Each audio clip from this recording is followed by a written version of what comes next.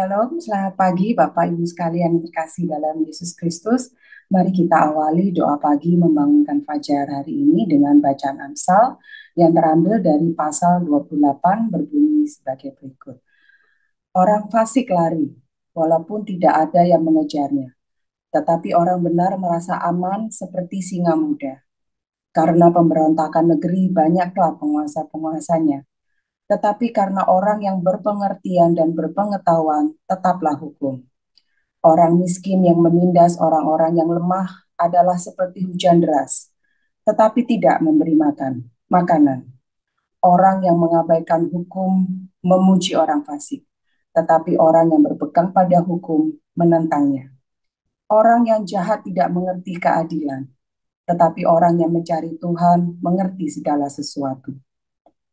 Lebih baik orang miskin yang bersih kelakuannya daripada orang yang berliku-liku jalannya, sekalipun ia kaya. Orang yang memelihara hukum adalah anak yang berpengertian, tetapi orang yang bergaul dengan pelahap mempermalukan ayahnya.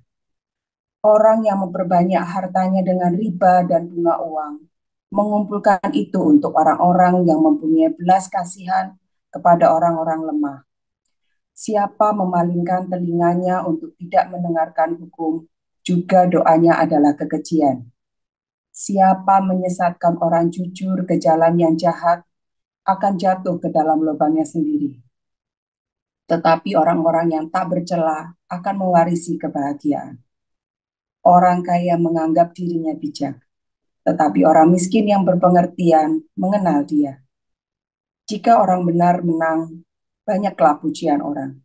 Tetapi jika orang fasik mendapat kekuasaan, orang menyembunyikan diri. Siapa menyembunyikan pelanggarannya tidak akan beruntung. Tetapi siapa mengakuinya dan meninggalkannya akan disayangi. Berbahagialah orang yang senantiasa takut akan Tuhan, tetapi orang yang mengeraskan hatinya akan jatuh ke dalam malapetaka. Seperti singa yang meraung atau beruang yang menyerbu, demikianlah orang fasik yang memerintah rakyat yang lemah. Seorang pemimpin yang tidak mempunyai pengertian keras penindasannya, tetapi orang yang membenci laba yang tidak halal memperpanjang umurnya. Orang yang menanggung darah orang lain akan lari sampai ke liang kubur. Janganlah engkau menahannya. Siapa berlaku tidak bercela akan diselamatkan, tetapi siapa berliku-liku jalannya akan jatuh ke dalam lubang. Siapa mengerjakan tanahnya akan kenyang dengan makanan, tetapi siapa mengejar barang yang sia-sia akan kenyang dengan kemiskinan. Orang yang dapat dipercaya mendapat banyak berkat, tetapi orang yang ingin cepat menjadi kaya tidak akan luput dari hukuman. Memandang bulu tidaklah baik, tetapi untuk sekerat roti orang membuat pelanggaran. Orang yang kikir tergesa-gesa mengejar harta dan tidak mengetahui bahwa ia akan mengalami kekurangan. Siapa menegur orang akan kemudian lebih disayangi daripada orang yang menjilat. Siapa merampasi ayah dan ibunya dan menyangka bahwa itu bukan suatu pelanggaran, ia sendiri adalah kawan si perusak. Orang yang loba menimbulkan pertengkaran, tetapi siapa percaya kepada Tuhan diberi kelimpahan. Siapa percaya kepada hatinya sendiri adalah orang bebal, tetapi siapa berlaku dengan bijak akan selamat. Siapa memberi kepada orang miskin tak akan berkekurangan, tetapi orang yang menutup matanya akan sangat dikutuki. Jika orang fasik mendapat kekuasaan, orang menyembunyikan diri. Tetapi jika mereka binasa, bertambahlah jumlah orang benar. Demikian firman Tuhan. Tuhan Yesus memberkati. Selamat pagi Bapak Ibu Saudara yang dikasihi Tuhan. Shalom. Shalom. Mari sama-sama kita berdoa. Tuhan, Engkaulah Allah kami yang berdaulat, Engkaulah pemilik hidup kami, Engkau yang memberkati kami, Engkau yang menyertai kami, Engkau yang menolong kami, dan Engkaulah harta kami yang sejati.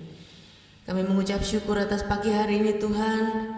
Engkau izinkan kami berkumpul oleh anugerah-Mu Tuhan untuk memuji, memuliakan nama-Mu, untuk mendengarkan dan untuk belajar firman-Mu dan untuk menaikkan doa-doa syafaat kami. Tuhan, kami sungguh rindu untuk melihat kemuliaan-Mu, untuk melihat keindahan-Mu lebih lagi.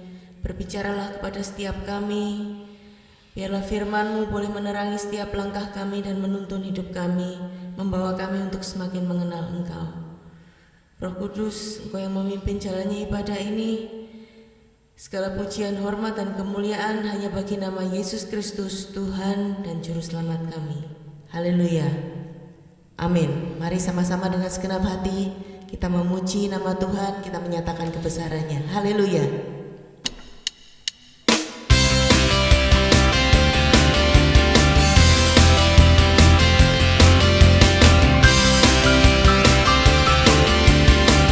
Terpujilah namamu Tuhan. Terpujilah namamu Tuhan, kuat dan penuh kemuliaan. Satu suara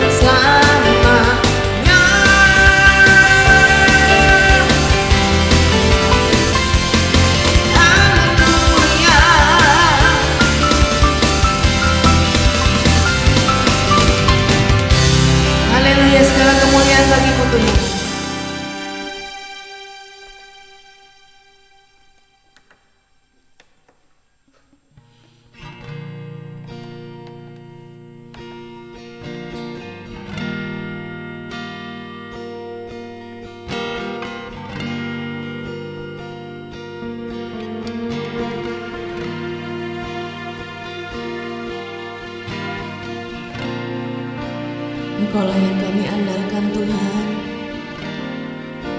tempat kami berharap.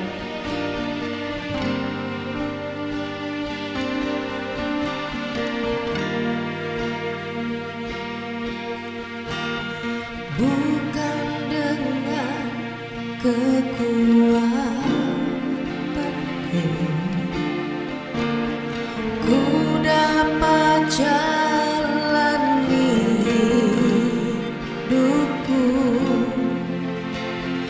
tanpa Tuhan yang di sampingku, ku tak mampu sendiri.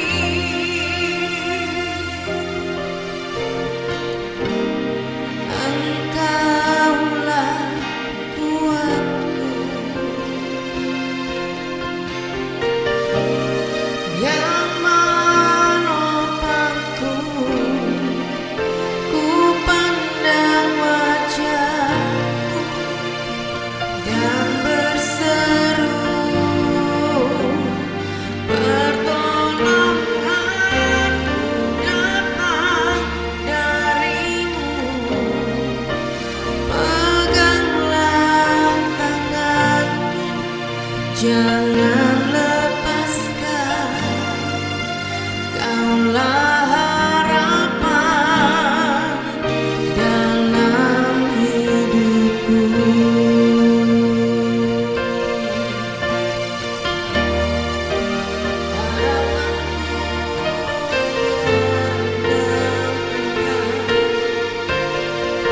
Bukan dengan kekuatanku,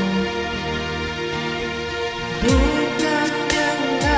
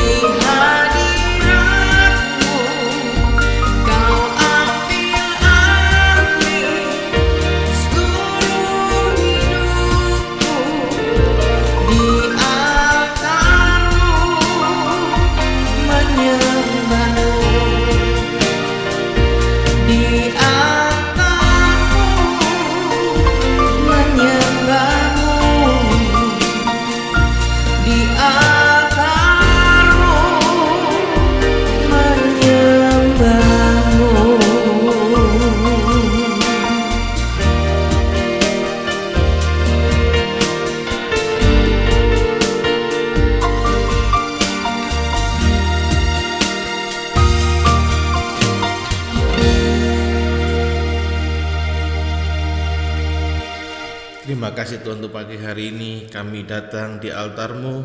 Kami mau menyembah-Mu ya Tuhan, membawa hidup kami, membawa hati kami, pikiran kami untuk selalu dekat pada Tuhan, selalu berjalan sesuai dengan kehendak Tuhan. Roh Kudus tolonglah kami, mampukanlah kami, berikan kepada kami kekuatan yang baru, tuntunlah kami ya Roh Kudus, supaya hidup kami sesuai dengan kehendak Bapa. Pagi hari ini ya Tuhan, ajarilah kami melalui firman-Mu, berbicaralah kepada kami secara pribadi, lepas pribadi, melalui Alkitab yang kami baca dan hamba-Mu yang menyampaikan. Terima kasih Tuhan Yesus, di dalam nama Tuhan Yesus kami berdoa dan bersyukur. Haleluya, amin. Terima kasih Luki dan Anneke. Selamat pagi semuanya, shalom. Salam damai sejahtera di dalam kasih Tuhan Yesus Kristus. Bapak Ibu Saudara-saudara sekalian, hari ini kita akan melihat satu kebenaran firman Tuhan. Saya berikan tema, bagaimana kembalikan semangatmu. Saudara, kalau beberapa waktu yang lalu kita belajar dari satu tokoh Alkitab yang luar biasa bernama Yosua. Bagaimana semangatnya bisa pudar, saudara ya, dengan berbagai macam peristiwa yang terjadi dalam hidupnya, khususnya ketika ditinggal mati oleh Musa, sang pemimpin. Dia juga mengalami bagaimana ada satu beban mental, moral yang begitu berat, saudara, ada di pundak. Tetapi hari ini mari kita akan melihat bagaimana kembalikan semangat di dalam kehidupan kita. Saudara, setiap kita mungkin pernah karena keadaan, ya, karena situasi, atau karena peristiwa yang tiba-tiba terjadi menghantam kehidupan kita, dan juga bisa terjadi karena manusia juga ya. Sudah kemudian kita bisa kehilangan semangat kita bisa rasa tawar, kita bisa rasa kecewa, kita bisa rasa terlalu berat beban yang kita hadapi. Nah, hari ini kita belajar, saudara, dari Yosua yang diperintahkan oleh Tuhan untuk menggantikan Musa, hamba Tuhan yang sudah mati itu. Yang pertama, mari kita melihat, saudara, di dalam Yosua pasal 1 ayat yang kedua. Yosua pasal 1 ayat yang kedua, mari kita menyimak, melihat, saudara, kebenaran firman ini. Katakan, hambaku Musa telah mati. Sebab itu bersiaplah sekarang, seberangilah sungai Yordan ini, engkau dan seluruh bangsa ini, menuju negeri yang akan kuberikan kepada mereka, kepada orang Israel itu. Sudah hal yang pertama, saya lihat bagaimana cara Tuhan membangkitkan semangat Yosua. Yosua, saudara, diberi perintah untuk bekerja, menghadapi tantangan. Saudara, kita bisa lihat di sini bagaimana ketika firman Tuhan berkata, melihat kematian sebagai satu hal yang ya bagi manusia, sudah apalagi secara kejiwaan, secara psikologis, ini adalah sesuatu yang berat, ya, sesuatu yang besar, sehingga perlu waktu berbulan-bulan, bahkan ada yang sampai bertahun-tahun, saudara, sulit sekali untuk bisa move on. Dan secara psikologis, sudah sekalian itu juga diberikan saran, ya, bagaimana melewati aja masa duka itu dilewati. Ya, kalau mau menangis, menangis aja, nggak usah merasa diri, wah, nggak apa-apa, saya ini kuat, super kuat, ya, dilewati aja. Merasa lelah, merasa lemah, merasa sendirian dan sebagainya. Tetapi saudara, di sisi yang lain, Tuhan juga tidak mau kita berkepanjangan, hidup di dalam perkabungan, hidup di dalam kesusahan, hidup dalam perasaan yang tidak menentu. Ya.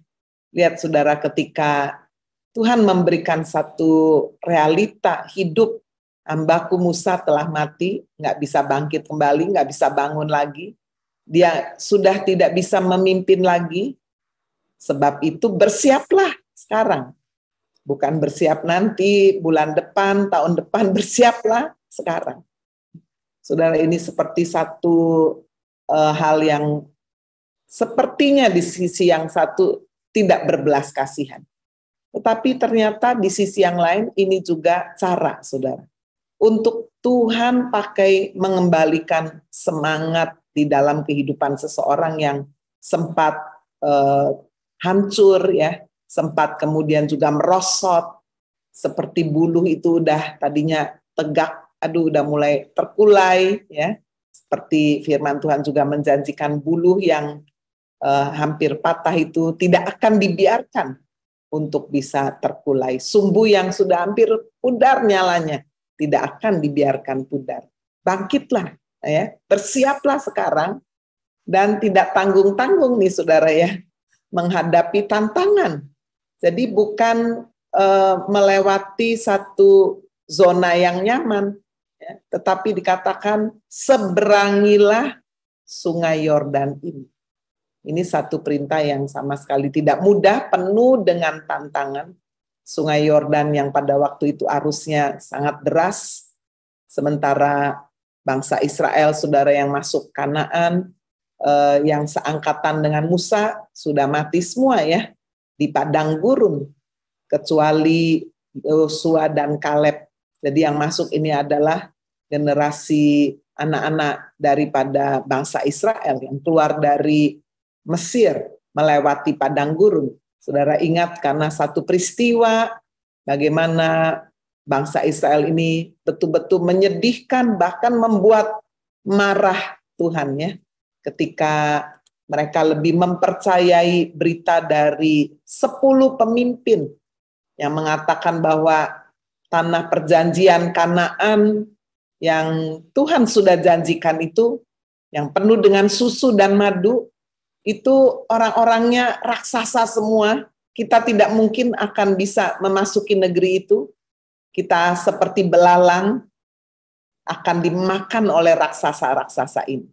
Ya, jadi saudara, itu sempat membuat seisi bangsa Israel menangis dan bahkan ingin melempari pemimpin yang Tuhan sudah pilih dengan batu, ya.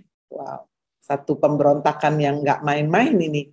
Musa bersama dengan Harun, dengan Kaleb dan Yosua, 4 orang berhadapan dengan jutaan orang. Wah, kalau bukan Tuhan yang benar-benar ada di pihaknya Musa. So, ini membuktikan Tuhan yang kita sembah adalah Tuhan yang hidup. Sekalipun secara realita bagaimana 4 orang ini berhadapan dengan jutaan orang. Rasanya tidak mungkin, kekuatan yang sangat besar sekali. Mereka sudah negatif semuanya, marah, kecewa, sedih, ya. Sudah betul-betul sampai pada titik ingin membunuh pemimpin yang Tuhan pilih. Tetapi Tuhan menyatakan kemuliaan-Nya. Tuhan mengampuni mereka atas permohonan juga dari Musa. Tapi sebagai akibatnya bersungut-sungut mereka, saudara-saudara sekalian, sama dengan hari pengintaian 40 hari itu, ya. Mereka juga kemudian harus menjalani 40 tahun di padang gurun selama 40 tahun. Dan tidak ada satupun yang bisa masuk ke tanah perjanjian. Nah, sekarang saudara, walaupun sudah ada pernyataan Tuhan untuk mereka menduduki tanah perjanjian, bukan berarti itu diserahkan begitu saja tanpa tantangan. Seberangilah sungai Yordan ini. Ini satu perintah yang sangat berat sekali, sudah ya, menyeberangi sungai Yordan yang arusnya sangat deras. Coba kita melihat gambaran sungai Yordan yang arusnya deras. Ya, ini sudah ya, bagaimana Yosua berdiri sebagai pemimpin sesuai dengan perintah Tuhan, di mana para imam harus berjalan di depan membawa tabut perjanjian untuk melewati sungai Yordan ini.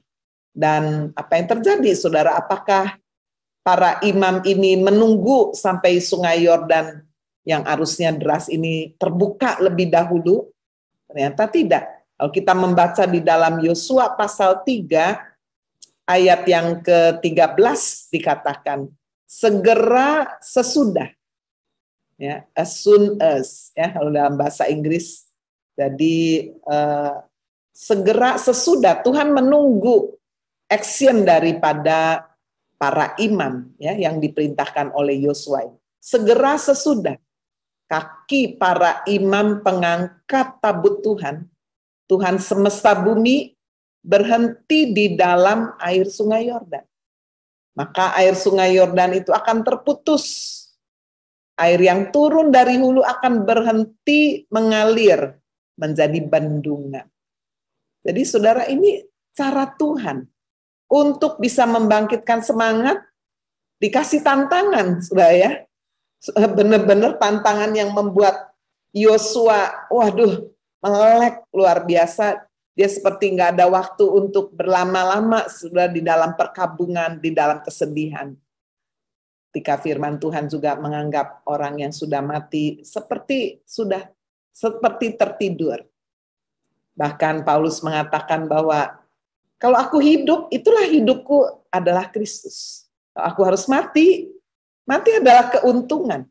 Ya, ini saudara, memang secara psikologis kejiwaan, jika kita tidak memahami benar-benar saudara pengertian firman Tuhan, maka ini bisa dianggap sebagai satu hal yang kok tidak punya empati, tidak punya belas kasihan.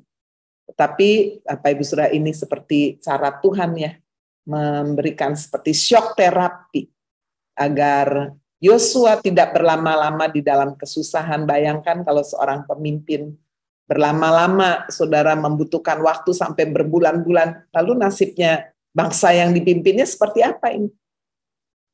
Tuhan menghendaki saudara untuk Yosua bekerja menghadapi tantangan yang sulit ini, sudah adalah menyeberangi sungai Yordan.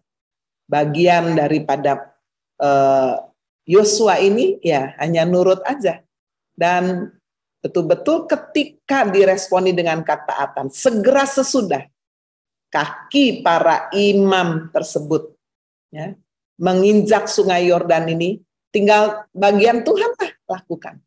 Saudara, seringkali langkah iman ini tidak mudah kita lakukan.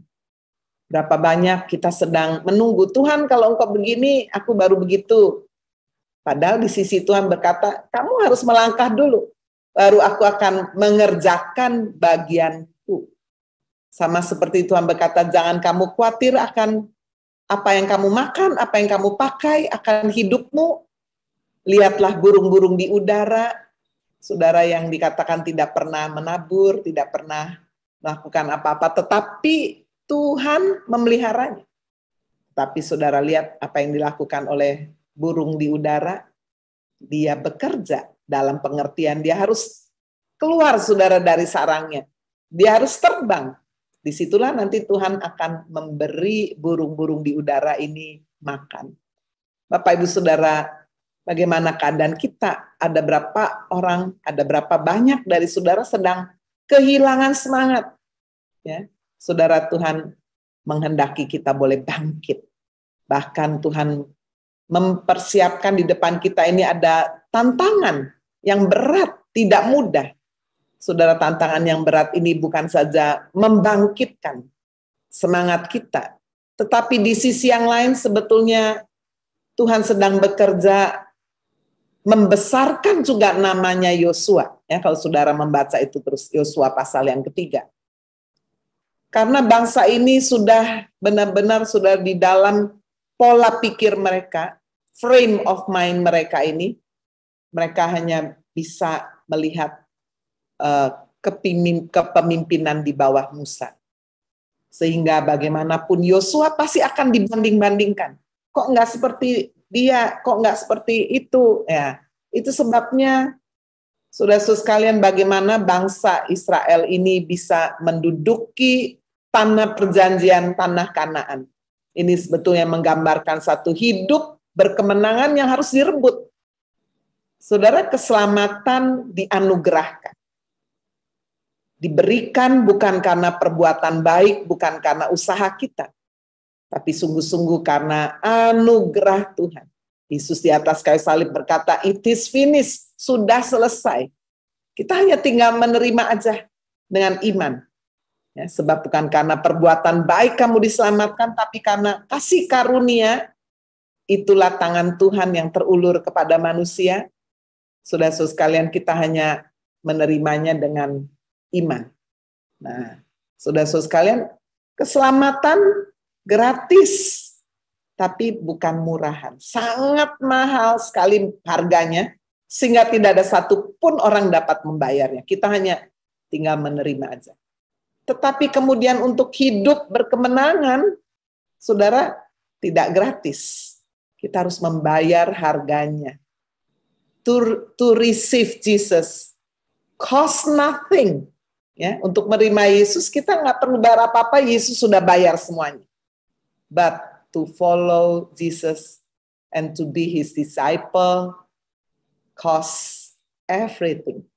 Untuk mengikut Yesus, menjadi murid Kristus, kita harus bayar harganya. Yesus sendiri berkata, jika kamu tidak menyangkal diri, memikul salib setiap hari, kamu tidak bisa mengikuti aku. Jadi saudara, kita bisa melihat ya bagaimana perjuangan untuk kita bisa mengalami kehidupan berkemenangan. Sama seperti saudara setelah menerima Yesus, ada beberapa dari kita sakit penyakit disembuhkan secara ajaib. Tetapi apakah setelah kita disembuhkan, kita boleh semena-mena, sewenang-wenang, seenaknya untuk kita tidak menjaga kesehatan kita? Nah, itu lain perkara lagi. Tuhan ingin kita juga menjaga kesehatan kita dengan baik. Tuhan ingin juga menjaga saudara relasi kita dengan keluarga. Kebahagiaan di dalam hidup rumah tangga tidak gratis. Tidak dianugerahkan begitu saja. Tapi kita harus mengupayakannya. Suami harus menjalankan firman Tuhan sebagai seorang kepala rumah tangga. Firman Tuhan berkata harus mengasihi istri seperti Kristus mengasihi jemaat. Rela berkorban, rela mati bagi istrinya. Ya. Sementara saudara sang istri diberikan perintah juga menghormati, menundukkan diri kepada suami seperti kepada Kristus di dalam segala hal. Dua-duanya bukan perintah yang ringan, perintah yang berat jika kita lakukan dengan kekuatan kita sendiri. Tetapi saudara, inilah satu perjuangan, kemenangan, kebahagiaan, kesehatan, kesuksesan, keberhasilan harus direbut, harus diperjuangkan. Melalui sungai Yordan yang terbelah menjadi dua. Disitulah mata bangsa Israel tercelik dan melihat bahwa ternyata memang sungguh Yosua ini adalah pemimpin yang dipilih oleh Tuhan untuk menggantikan Musa. Saudara, untuk seseorang bisa melakukan dengan taat, ya, sama seperti seorang anak kepada orang tuanya, dia tidak hanya membutuhkan percaya Tuhan Yesus, Ya, seorang anak berkata, oh saya hanya percaya Tuhan, saya nggak percaya sama orang tua. Bisa terjadi, saudara, kalau orang tuanya tidak bertanggung jawab, mengecewakan hidupnya. Sang anak benar-benar tidak lagi memiliki figur bapak atau figur ibu. Tetapi saudara, untuk membangun satu keluarga yang kuat dan bahagia, maka bukan saja sang anak ini percaya kepada Tuhan Yesus sebagai juru selamat, pemimpin hidupnya, tapi dia juga harus percaya kepada orang tuanya. Demikian juga saudara di dalam kehidupan saudara bekerja. Saudara juga bekerja di satu institusi, organisasi, maka saudara juga harus percaya kepada sang pemimpin. Dan demikian juga di dalam pelayanan. Kalau saudara sendiri tidak bisa mempercayai pemimpin, lalu bagaimana? Enggak ada trust. Sulit sekali saudara untuk saudara bisa taat. Demikian juga kita lihat bangsa Israel akan di bawah kepemimpinan Yosua. Kalau mereka masih di bawah bayang-bayang kepemimpinan yang lama, bagaimana saudara mereka bisa menaati Yosua? Itu sebabnya Tuhan memiliki cara saudara untuk membawa bangsa Israel ini percaya kepada Yosua, bahwa benar Tuhanlah mengangkat Yosua sebagai seorang pemimpin. Itu bagian yang pertama, saudara. Bagaimana kembalikan semangatmu bekerja, hadapi tantangan.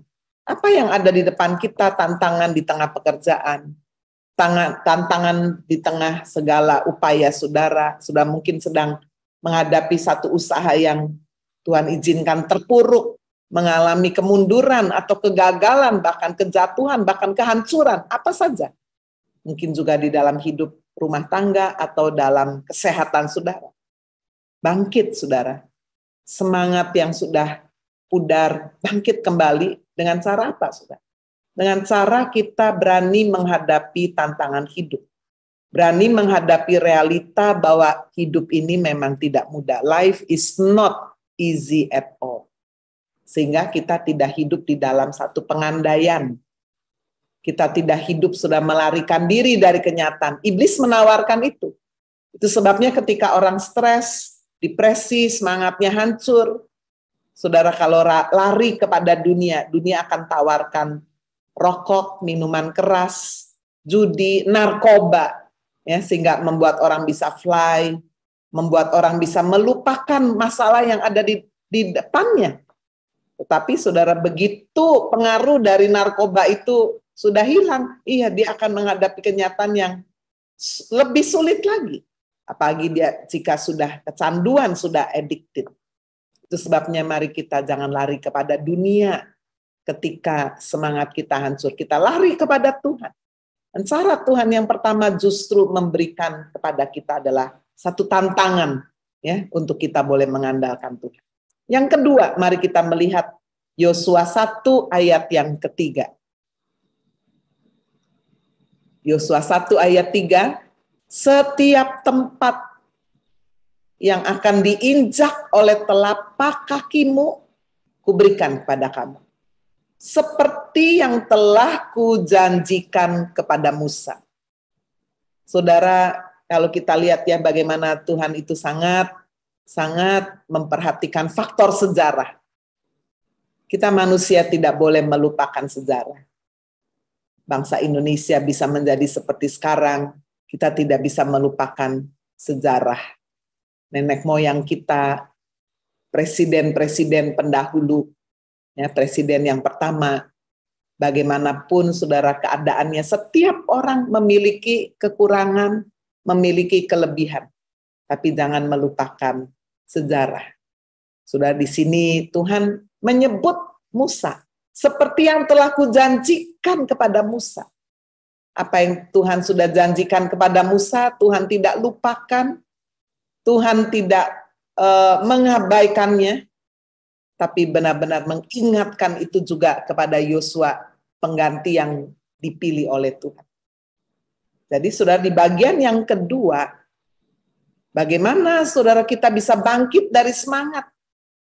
Setelah kita boleh bekerja, menghadapi tantangan, maka kita juga harus mengolah, saudara, harus memanage perasaan kita, bertindak Dan jangan takut, ya. Bertindak untuk jangan takut. Tapi di sisi yang lain, jangan tawar hati juga, jangan malas. Itu sebabnya dikatakan setiap tempat yang akan diinjak oleh telapak kakimu. Ada bagian yang harus dilakukan oleh Yosua. Soalnya dia nggak boleh diam diri aja, dia nggak boleh pasif. Setelah Sungai Yordan terbelah, apakah selesai Kanaan langsung diserahkan? Tidak. Ya, ada tempat-tempat yang harus diinjak oleh telapak kaki. Sejauh telapak kakinya terus menginjakkan tanah sudah yang dijanjikan oleh Tuhan. Itu yang diberikan oleh Tuhan. Bahkan saudara, kalau kita melihat itu disertai dengan sumpah. Ya, coba kita membaca Yosua pasal 1 ayat yang ke-6. Kuatkan dan teguhkan hatimu, sebab engkaulah yang akan memimpin bangsa ini, memiliki negeri yang kujanjikan dengan bersumpah. Sudah, kalau Tuhan sudah berjanji, apalagi diikat pakai sumpah. Nggak pakai sumpah aja Tuhan nggak mungkin ingkar janji lah. Nggak seperti manusia. Berapa banyak saudara menerima janji dari seseorang, janjinya gombal, saudara ya. Istri terima janji dari suami, oh aku akan begini, aku akan setia seumur hidupku. Gombal ya. Aku akan kasih kamu hidup yang enak, hidup yang bahagia, hidup nggak kekurangan. Aduh, udah menikah, istrinya dilantarkan.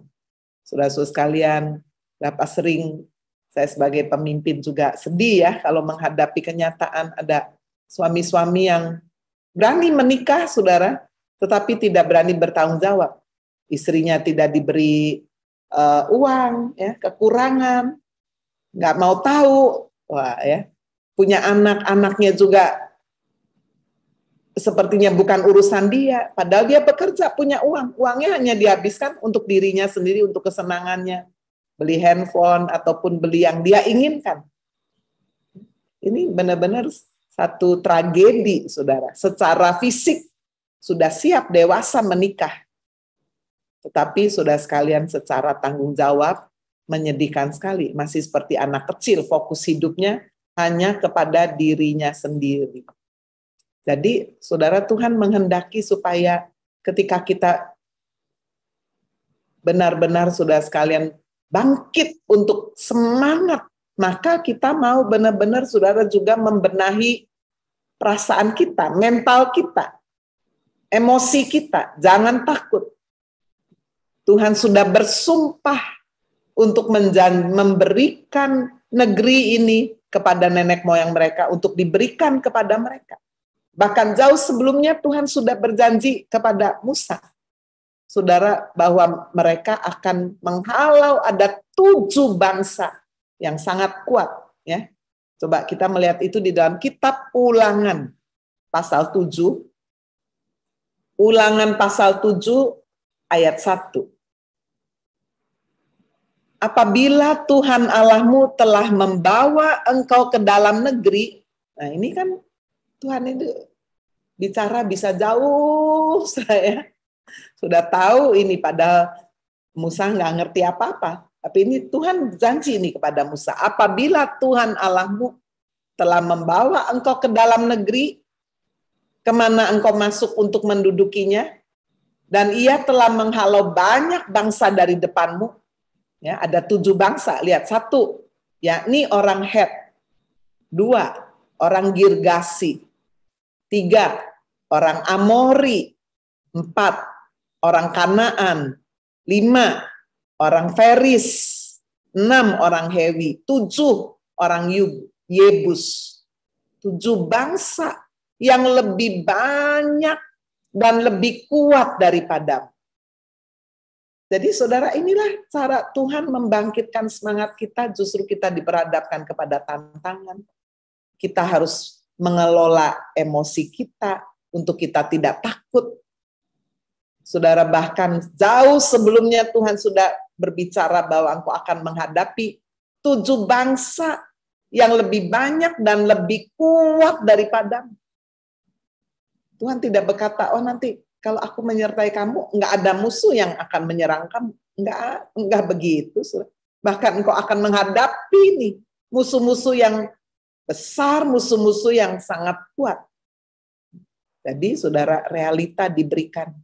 Itu sebabnya Yesus sendiri berkata, di dalam dunia ini kamu akan menderita sengsara, kamu akan menderita aniaya. Tapi kuatkanlah hatimu, sebab aku telah mengalahkan dunia ini. Yohanes 16 ayat 33 ya. Jangan takut, firman Tuhan berkata. Tapi di satu sisi Yesus berkata, dalam dunia ini kamu akan menderita aniaya ini, kesengsaraan ini, masalah ini kamu akan hadapi. Jadi saudara, Tuhan tidak mau kita hidup ini tidak menghadapi realita. Be realistic. Bahwa selama kita masih hidup diberi nafas, ada masalah, ada keadaan yang sulit, ada jalan yang tidak lurus, ada jalan yang tidak mulus. Tapi seharusnya itu membuat kita yang ketiga, saudara. Bagaimana kita bisa terus boleh bangkit semangat kita tidak pudar. Yaitu kita senantiasa mau berpegang pada janji Tuhan. Yosua pasal 1 ayat yang kelima. Seorang pun tidak akan dapat bertahan menghadapi engkau seumur hidupmu. Seperti aku menyertai Musa lagi ya. Faktor sejarah ini. Seperti aku menyertai Musa, demikianlah aku akan menyertai engkau.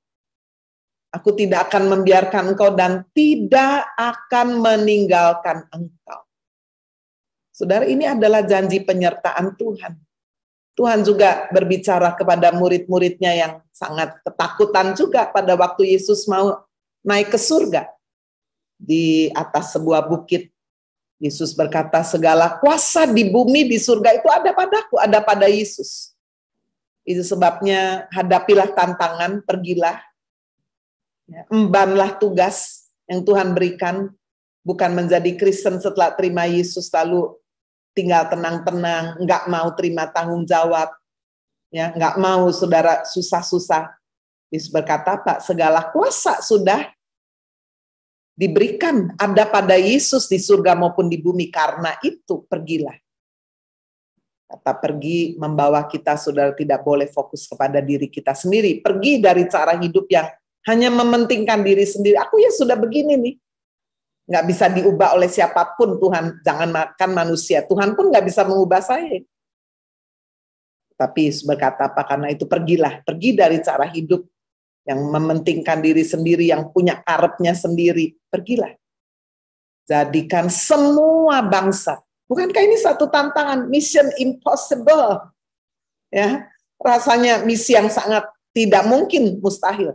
Jadikan semua bangsa, bukan hanya bangsa Yahudi. Semua bangsa, bukan hanya sebagai pengikutku, sebagai muridku.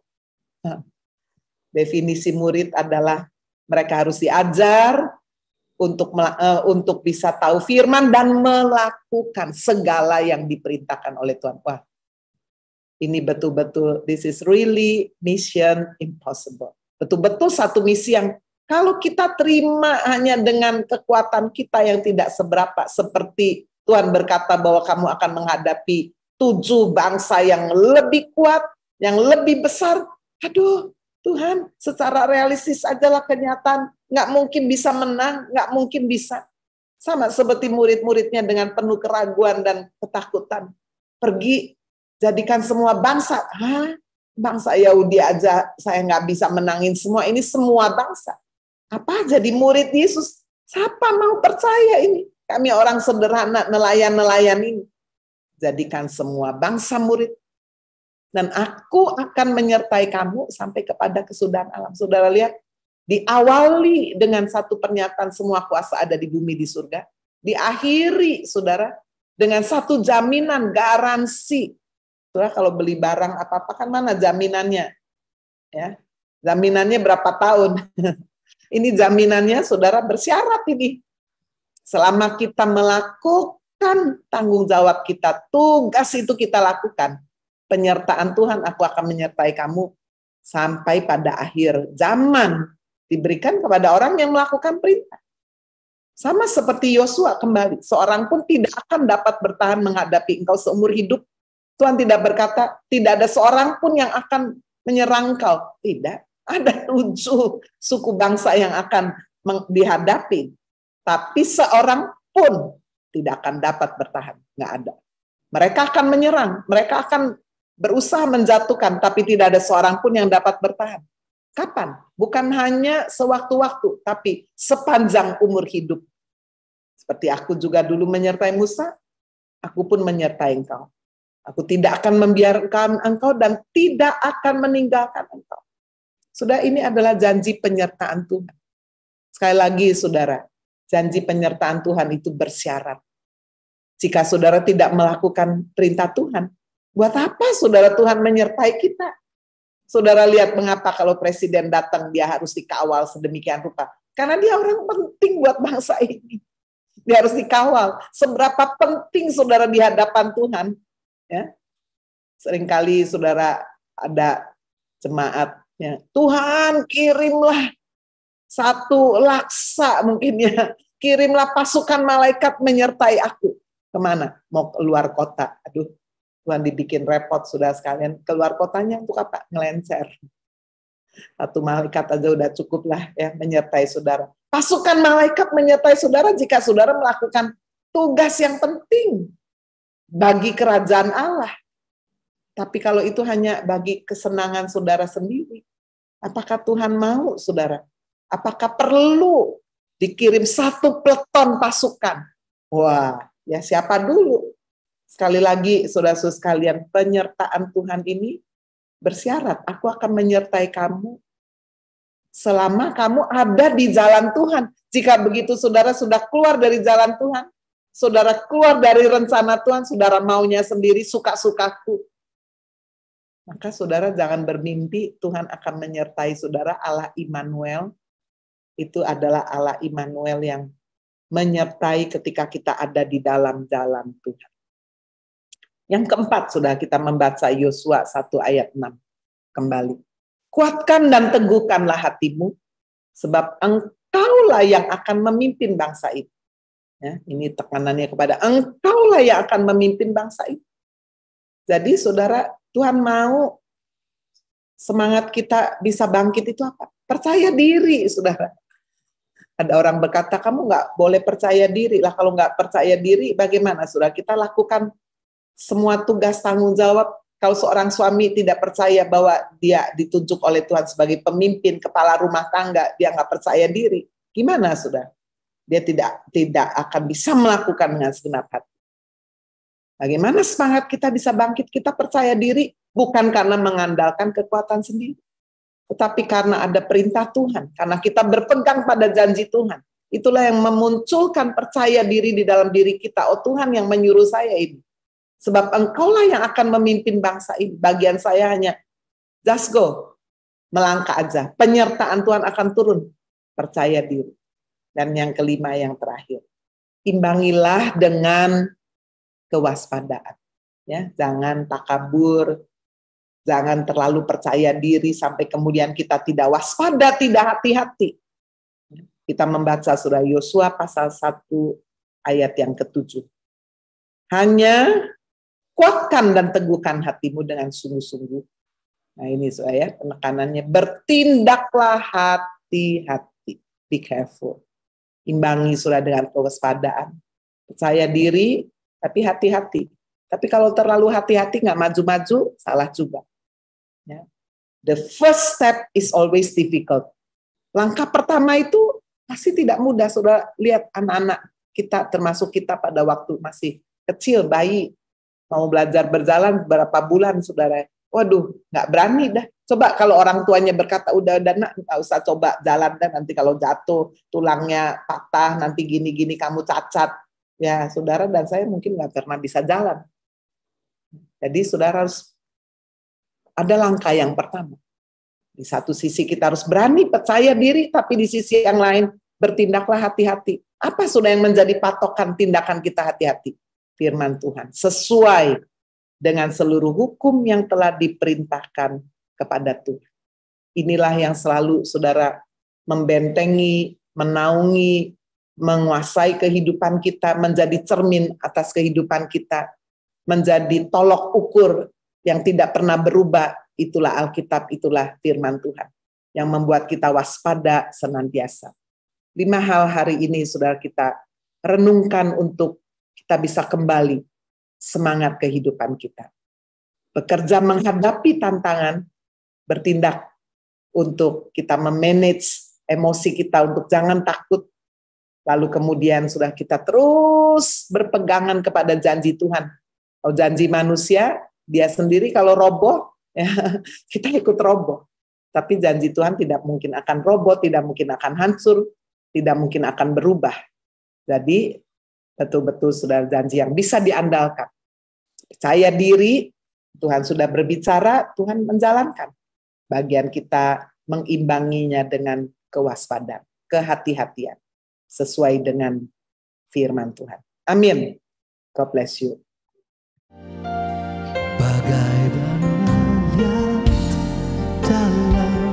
Tanganmu kau jadikan bencana yang indah, demikian aku dalam tanganmu, ku sungguh berharga di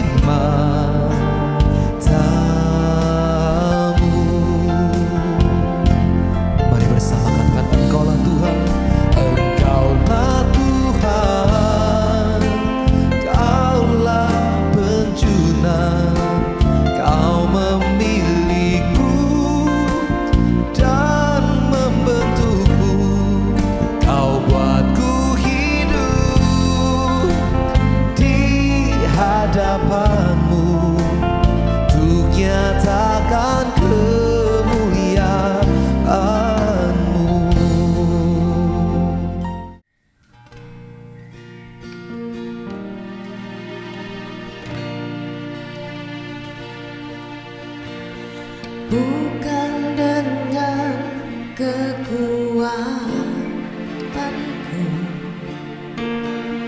ku dapat jalan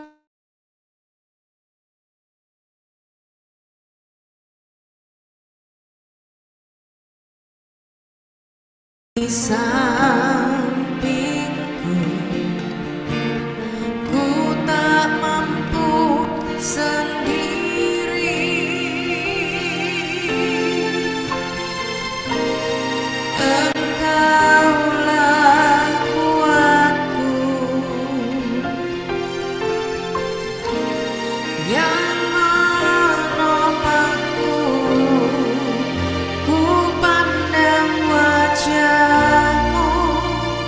Dan berseru, pertolonganku datang darimu. Peganglah tanganku, jangan lepaskan. Kaulah harapan dalam hidupku.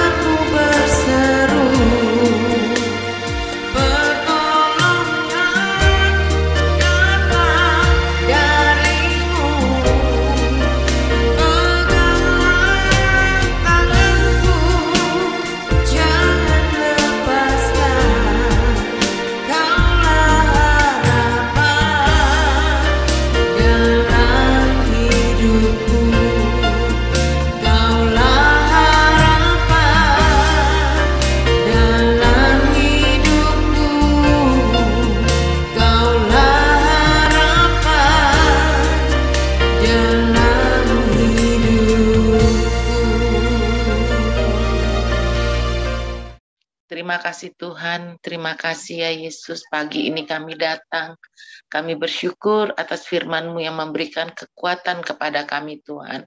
Di dalam menjalani kehidupan ini, kami tahu ada tantangan, ada masalah, tetapi kami percaya pagi ini Tuhan, Engkau ada bersama dengan kami. Engkau menyertai kehidupan kami. Oleh karena beri kami kekuatan Tuhan untuk kami senantiasa berjalan pada jalan-jalan kebenaran-Mu Tuhan. Terima kasih Tuhan, terima kasih Yesus.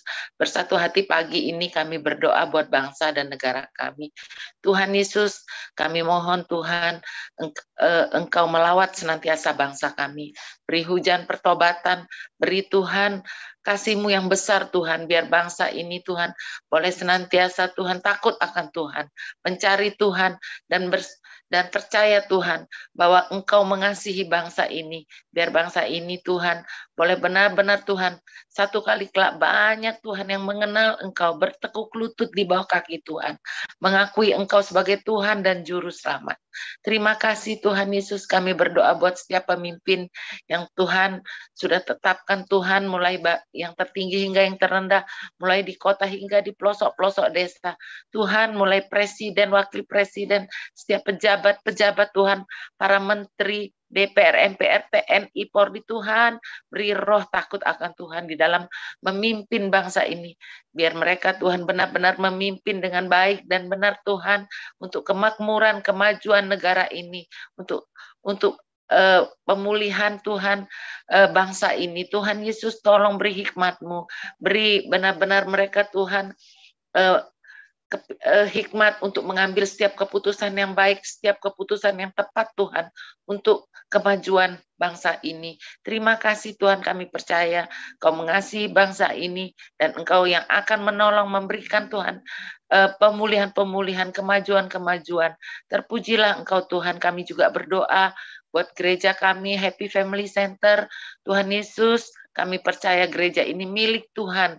Gereja ini adalah kepunyaan Tuhan, kerajaan Allah yang Tuhan tetapkan ada di bumi ini untuk memperlebar Tuhan kerajaan-Mu. Mari Tuhan, Engkau yang bekerja pada gereja kami Tuhan. Engkau beri hikmat, marifat kepada setiap pemimpin, mulai Ibu Erika Damayanti Tuhan, biar Engkau yang berkati dia Tuhan sebagai ketua sinode untuk membawa kemajuan bagi sinode gereja ini Tuhan. Gereja ini berkembang maju terus Tuhan, bahkan cabang-cabang boleh dibuka di mana-mana. Beri hikmat-Mu, Kau berkati pelayanannya, Kau berkati keluarganya, Kau berkati pekerjaannya. Juga Ibu Kristiani sebagai ketua yayasan, Tuhan Yesus, Engkau yang berikan juga hikmat marifat yang baru Tuhan, biar dia terus Tuhan boleh memimpin yayasan ini maju berkembang. Banyak murid-murid di sekolah HFS ini Tuhan untuk bersekolah di sekolah ini, karena kami tahu sekolah ini adalah milik Tuhan dan sekolah yang memberikan pengajaran yang baik bagi anak-anak Tuhan untuk mengenal Engkau. Terima kasih Tuhan, kami juga berdoa buat setiap gembala gereja kami Tuhan, Ibu Agnes Maria di Kota, Pak Safir di Ritspilis, Pak Erol di Rungkut, Pak Samuel di Sukapura, Pak Jerry di Yogyakarta. Tuhan Yesus, Engkau yang beri kepada setiap gembala kamu Tuhan untuk hikmat marifat yang baru setiap hari Tuhan, yang memberikan pengajaran-pengajaran firman-Mu kepada setiap umat-Mu, memberi kepuasan bagi jiwa rohani kami Tuhan, memberi kami untuk terus melekat erat Tuhan kepada Tuhan.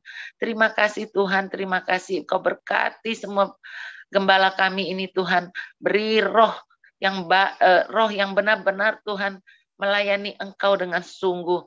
Terima kasih Tuhan, kami percaya Engkau memberkati pelayanan setiap gembala kami.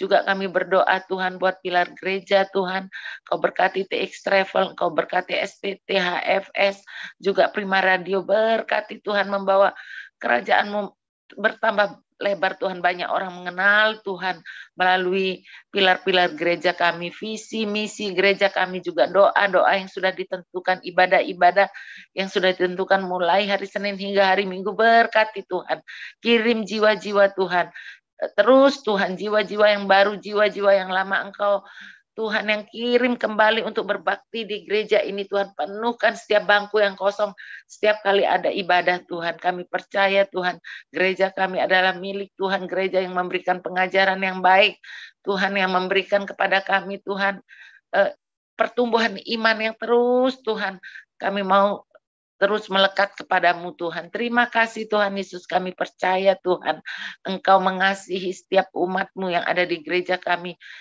dan Engkau mengasihi Tuhan setiap kami Tuhan, yang mau terus setia kepada Tuhan, karena kami tahu Engkau lebih dulu setia kepada kami. Terima kasih Tuhan, terpujilah Engkau Tuhan, kami bersyukur pagi ini di dalam nama Tuhan Yesus.